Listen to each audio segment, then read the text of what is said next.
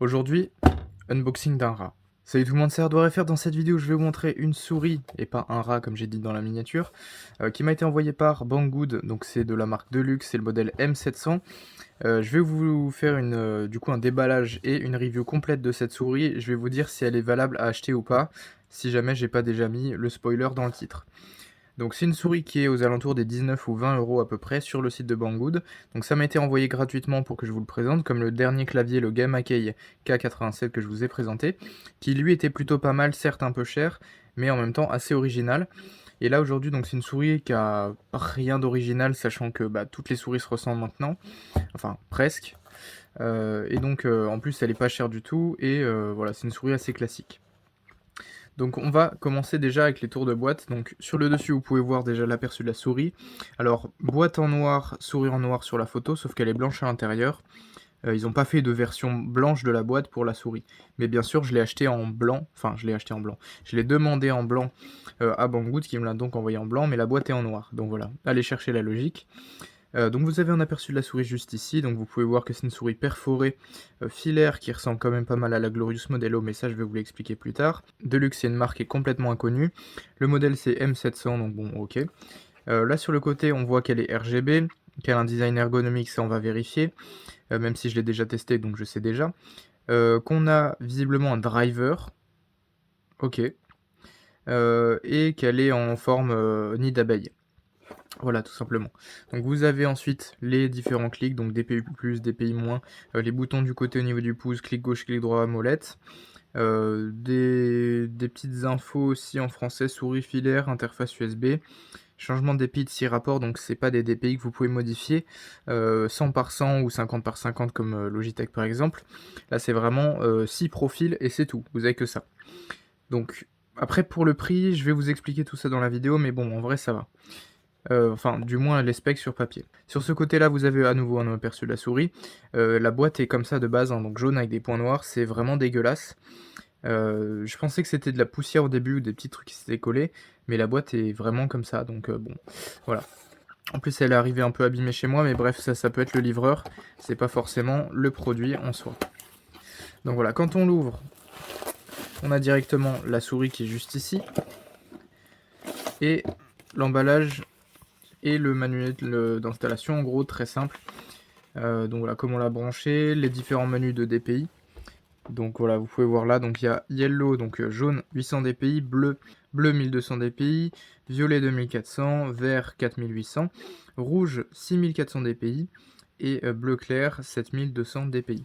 Donc là, vous avez que ça, vous pouvez pas changer. Si vous voulez mettre du 1600 dpi, vous ne pouvez pas. C'est vraiment ce qui est dommage avec cette souris. Mais vous allez voir les autres points après. Vous avez donc les différentes specs aussi de ce qu'il y a, donc c'est juste pour dire que c'est censé résister à 10 millions de clics. Bon, ça on va pas vérifier parce que c'est beaucoup trop. Donc là c'est un câble de 1,8 m plaqué au nickel, donc en principe c'est mieux qu'un câble classique. Les pads qui sont en téflon, donc ça je sais pas vérifier. Le poids qui est approximativement 67 grammes, à plus ou moins 3 grammes près. Je précise que ma G Pro Superlight fait 63 grammes pour information, et je vais du coup comparer cette souris à ma G Pro Superlight pour voir les différences. Voilà, rien de plus là-dedans. Je vais remettre ça dans la boîte. Donc en général, quand vous avez une souris qui arrive dans du papier bulle, c'est pas bon signe parce que ça se voit que c'est vraiment un truc cheap. Donc bref, je vais l'ouvrir. Je vais être vraiment totalement transparent avec vous. Donc je suis pas du tout payé pour dire du bien de cette souris. Déjà vous avez dû le remarquer à ma façon de la présenter. Donc j'ai signalé ça à Banggood que vraiment j'étais très déçu de leur souris. Je vais vous en dire plus sur celle-ci. Sauf que vu que je suis honnête et que je suis transparent, je vais honorer le contrat qui était de présenter les produits en vidéo.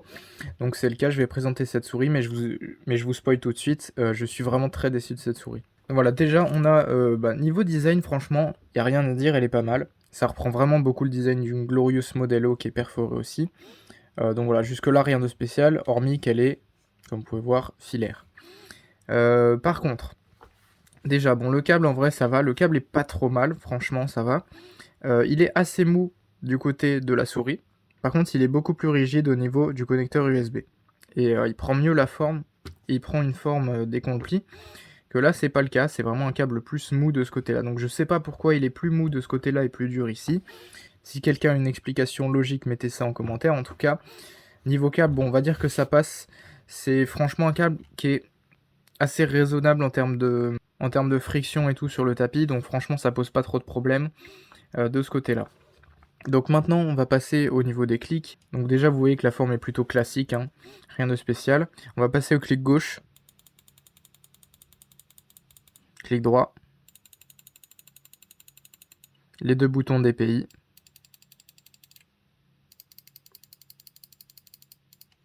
la molette.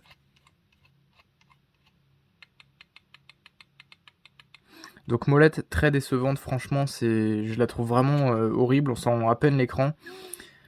C'est vraiment pas super agréable comme molette et le bruit est vraiment très fort. Encore une fois par rapport à ma G Pro Superlight qui est juste ici, donc je vais vous faire la comparaison juste après. Ensuite les clics du côté. Donc voilà, les clics sont vraiment des trucs les plus basiques possibles sur une souris. On a juste là un liseré RGB qui fait le tour de la souris. On a du RGB aussi à l'intérieur et sur la molette. Donc pour vous montrer ça, je vais tout simplement la brancher.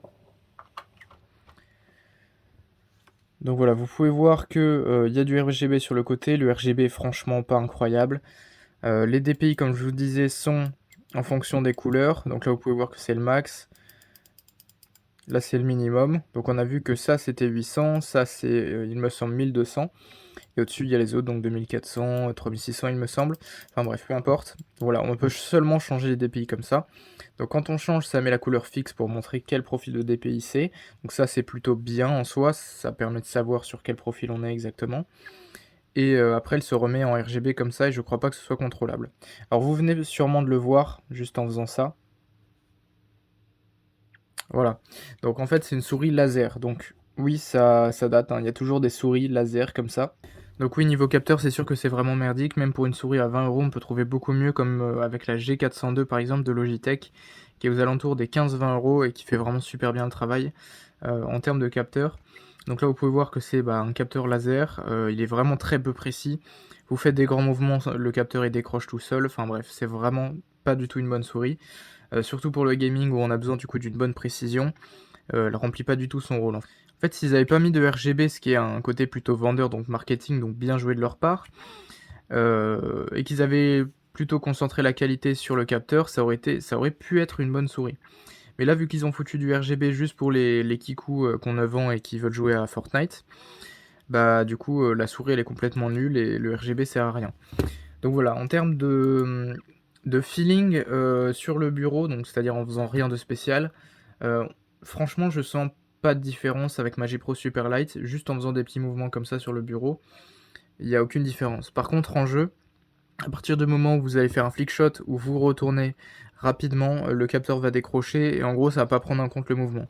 Donc si je fais ça, et bah là en fait mon personnage sur Valorant par exemple, il va rester tout droit, il va faire des micro-mouvements, mais il va pas faire ce que je lui demande de faire, donc ça. Par contre si je fais ça avec ma G Pro Superlight, si je fais des grands mouvements, je peux faire des mouvements aussi forts que je veux, ça va les prendre en compte parce que le capteur peut encaisser jusqu'à 40 G, et il faut savoir que des pilotes d'avions de chasse prennent jusqu'à 10 G, c'est déjà énorme dans la tronche, donc 40 G sur un capteur de souris, franchement il n'y a aucun problème. Donc voilà, niveau capteur c'est vraiment très mauvais, je vais peut-être vous faire un test en gaming, je ne sais pas, juste après vous verrez bien. Donc voilà, niveau ergonomie maintenant, donc je vais mettre ma main dessus, et je vais essayer de bien me placer on va dire. Donc là, franchement, niveau ergonomie, le dessus de la souris, c'est-à-dire tout ça, est vraiment bien. Donc c'est-à-dire au niveau de la paume, c'est bien. Au niveau du placement des doigts sur les clics, c'est bien. Par contre, tout ce qui est sur les côtés, donc l'emplacement du pouce et du petit doigt, en fait, c'est trop courbé vers l'intérieur.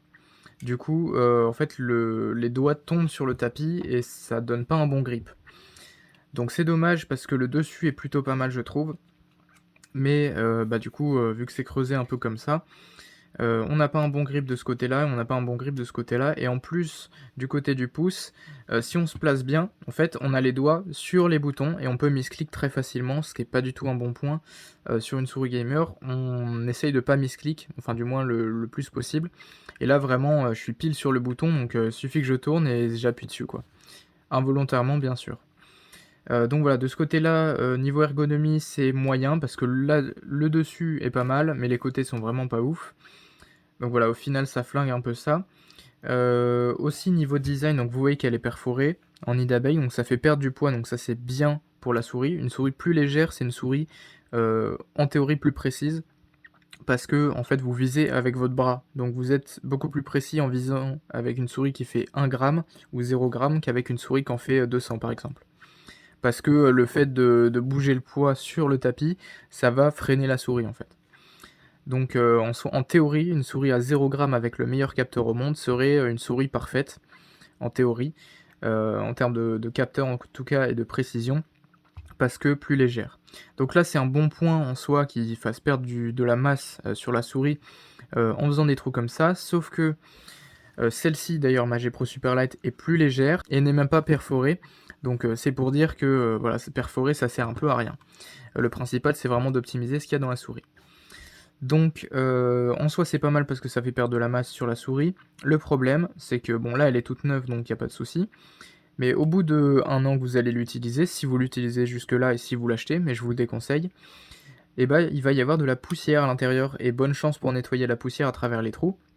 Ça va être très compliqué. Donc voilà, c'est une souris qui est très salissante, du coup aux trous qui sont là, qui est moins solide parce que bah du coup forcément c'est perforé donc bah c'est moins solide tout simplement, je vais pas vous expliquer pourquoi.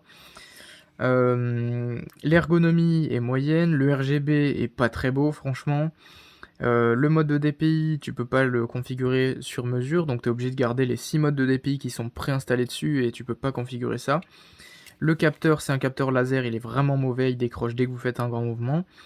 Le câble, on va dire que le seul point positif, ça pourrait être le câble qui est plutôt pas mal pour une souris filaire à ce prix-là. Mais bon, ça reste une souris filaire et un câble c'est toujours gênant quand on fait du gaming. C'est pour ça que je suis passé sur une G Pro Superlight qui est sans fil. Parce que vraiment le câble, je vous dis tout de suite, c'est une différence incomparable de passer d'une souris filaire comme ça à une souris comme ça.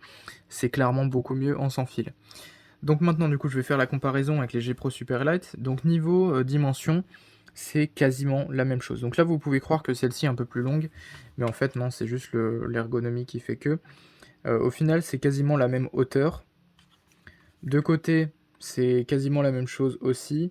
Si ce n'est la Superlight un tout petit peu plus haute, ce qui permet du coup de bien caler son pouce sans appuyer sur les boutons. Donc là je suis pas sur les boutons, comme vous pouvez voir, hein, il y a un petit jeu, enfin un petit jour entre mon pouce et les boutons, ce qui m'évite de misclick dessus, c'est très bien. Et de l'autre côté, au niveau du petit doigt, j'ai une sorte de petit pli ici qui me permet de bien caler mes doigts. Et du coup mon petit doigt vient pas tomber sur le tapis et c'est gênant.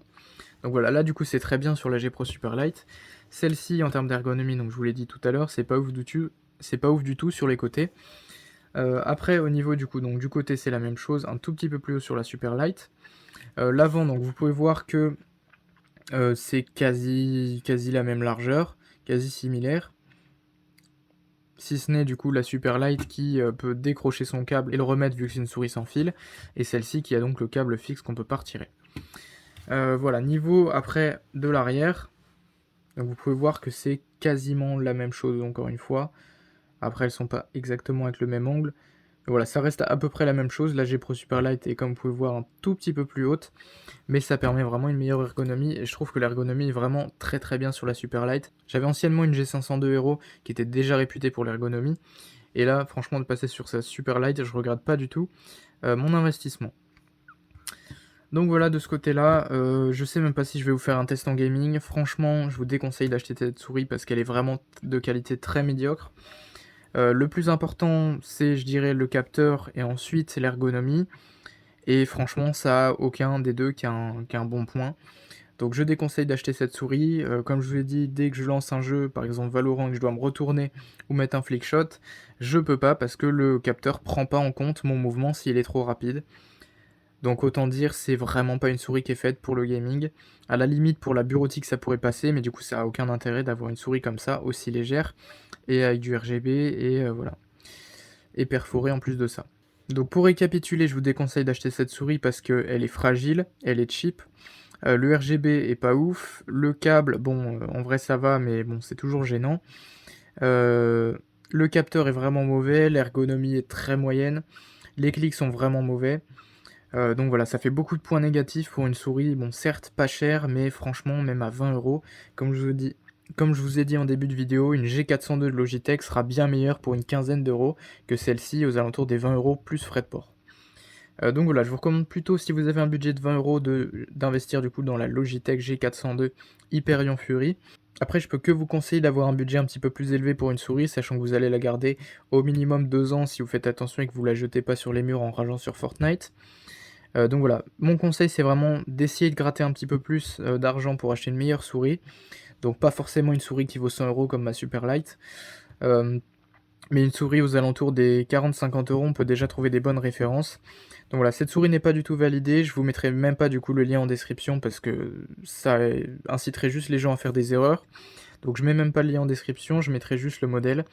Mais en tout cas voilà, je vous déconseille fortement cette souris, ne l'achetez pas. Et ça prouve aussi sur la chaîne que je suis pas un vendu et que je fais des vidéos honnêtes en toute transparence. Et ça montre aussi, que je vous déconseille certains produits et ça évite à pas mal de monde de faire des erreurs d'achat. Donc voilà, j'espère que cette vidéo vous a plu. Si c'est le cas, vous pouvez mettre un like, vous abonner à la chaîne si c'est pas déjà fait, activer la cloche de notification pour ne rater aucune de mes prochaines vidéos.